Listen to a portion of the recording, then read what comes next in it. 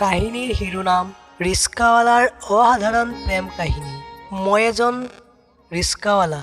বিয়া কৰিছিলোঁ আজিৰ পৰা এবছৰ আগতে মোৰ নিচিনা এগৰাকী দুখীয়া ঘৰৰ ছোৱালী। বহুত অভাৱ হ'লেও তাই সুন্দৰ কৰি সজাই লৈছিল মোৰ সংসাৰ। তাই মোক বহুত ভাল পায়।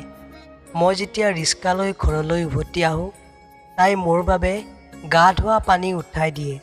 অৱশ্যে কেতিয়াবা ময়ো তাইক দিওঁ। অফুৰন্ত মিলাপ্ৰীতিৰে অতিবাহিত কৰোঁ আমি আমাৰ এই সৰু সংসাৰ। আমাৰ ঘৰত কাৰেণ্ট নাই। খাবলৈ বহিলে তাই মোক বিচনীৰে বতাহ দিয়ে। মই তাইক মৰমেৰে এগৰাহ ভাত খুৱাই দিওঁ। তাই বহুত আনন্দিত হয়। গৰমৰ দিনৰ ৰাতি দুয়ো একেলগে অদলে বদলি কৰি বতাহ দিওঁ আৰু আমাৰ সৰু ভৱিষ্যত সজোৱাৰ আলোচনা কৰোঁ। মিঠা মিঠা আলোচনাৰে কেতিয়া শুই পৰোঁ গমেই নাপাওঁ। মোৰ ৰিস্কাত ডাঙৰ ডাঙৰ চাহাববোৰ তেওঁলোকৰ পত্নীক লৈ উঠিলে তেওঁলোকে আলোচনা কৰা শুনিছিলোঁ। তেওঁলোকে প্ৰতি বছৰে বিয়াৰ দিনা কিবা অনুষ্ঠান না কিবা কৰে। যেতিয়া শুনিছিলোঁ তেতিয়া মোৰো মন গৈছিল যে মোৰ পত্নীক নতুন মেখেলা চাদৰ এখন কিনি দিবলৈ, কাৰণ ময়ো যে ভাল পাওঁ মোৰ মৰমীয়াল পত্নীজনীক। অভাৱৰ সংসাৰ, দিন কাম কৰি দিন খাওঁ। সেয়েহে এটা মাটিৰ বেংক কিনিছিলোঁ। সদায় তাত 2-4 টকাকৈ থৈ গৈছিলোঁ। আজি আমাৰ বিয়াৰ এবছৰ হ'ল। আজি ৰাতিপুৱা ৰিস্কাখন লৈ ঘৰৰ পৰা ওলাওঁতে তাই যেতিয়া ৰান্ধনীঘৰত সোমাইছিল, তাইক নজনাকৈ মাটিৰ বেংকটো ভাঙিলোঁ। চালোঁ তাত 250 টকা জমা হৈছে। এইখিনি পলিথিন এটাত ভৰাই ঘৰৰ পৰা ৰিস্কাখন লৈ ওলাওঁতে তাইক ক'লোঁ, ৰাতি মোৰ ঘূৰি আহোঁতে অলপ দেৰি হ'ব বুলি। তাই মূৰ জোকাৰি ক'লে, ঠিক আছে, সাৱধানে থাকিবা। মই ৰিস্কাখন লৈ ওলাই পৰিলোঁ। গোটেইদিন ৰিস্কা চলোৱাৰ পিছত সন্ধিয়া 7 মান বজাত গ'লোঁ কাপোৰ মাৰ্কেটলৈ তাইৰ বাবে এখন মেখেলা কিনিবলৈ। আজি ৰাতি তাইক দিম, কাৰণ আজি আমাৰ বিয়াৰ এবছৰ হ'ব।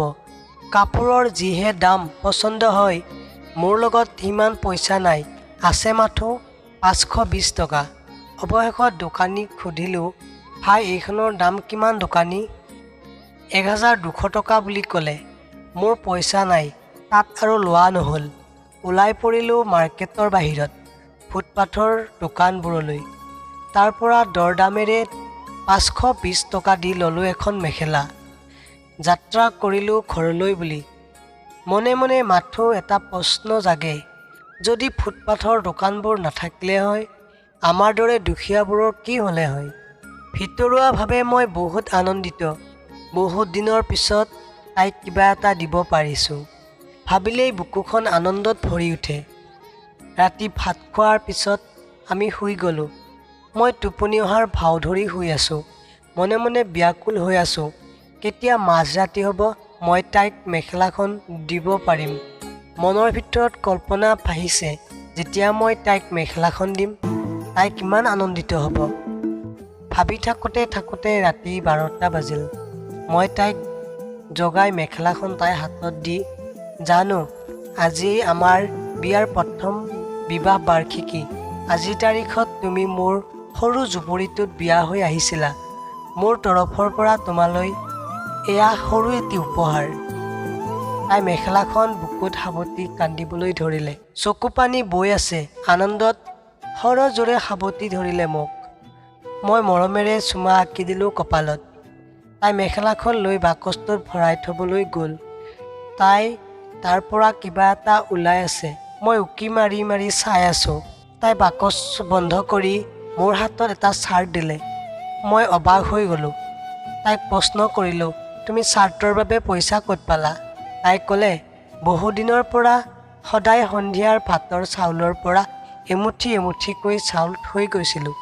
সেইখিনি কালি ঘৰৰ ওচৰৰ নবৌ তাত বিক্ৰী কৰি সেইখিনি পইচাৰে চাৰ্টটো কিনিলোঁ। আপুনি আহোঁতেই দিম বুলি ভাবিছিলোঁ, কিন্তু আপুনি শুই গ'ল, দিয়া নহ'ল।